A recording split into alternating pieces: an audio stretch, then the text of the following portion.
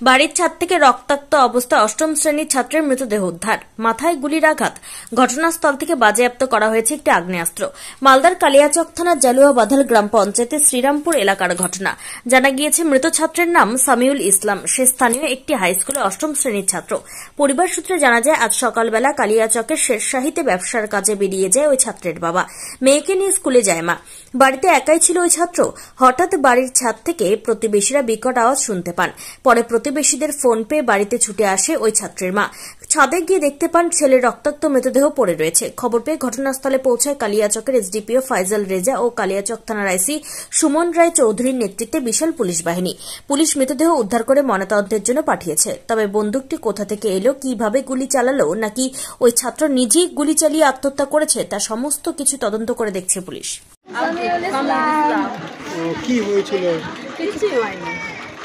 ওর সাথে ঝগড়া আগে দু কথা, কালকে আমাকে বাজার করে এনে দিল, রাত্রে বন্ধু বান্ধব এনে খাওয়ালো, সকালবেলা ঘুমিয়ে উঠে চা খেলো আমার সঙ্গে বসে, খেয়ে দে ওই চলালো। আমার আব্বা বলছি কি দোকান খুলতে যাবি না তুই? দোকান কালকে যাবো, আজকে যাবো না।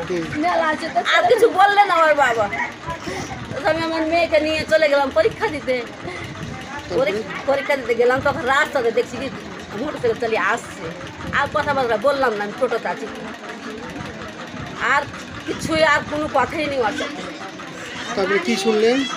এবার ফোন করে রাস্তাতে মহাজনের বাড়ি চলে গেছি, তখন ফোন করছে কি বাড়ি আসবি না, পরীক্ষা দিতে তো ভেবে না, কিসের জন্য যাবো না? তো আমি জানছি কি আমার বিহানের সাথে মনে হয় কাজে উঠে লেগেছে।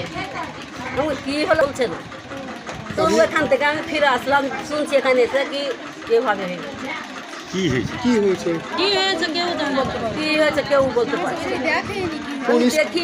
কোন স্কুলের ছেলে পড়তো? ঠিক, কয় ছেলে মেয়ে আপনার? আমার 3টা ছেলে আর 2টা মেয়ে। এটা কত ছোট? ছোট এটা। আপনার নাম? রুমালি দিদি। ঠিক আছে।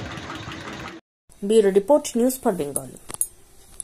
This channel does not promote or encourage any illegal activities. All contents provided by this channel is meant for educational purpose only.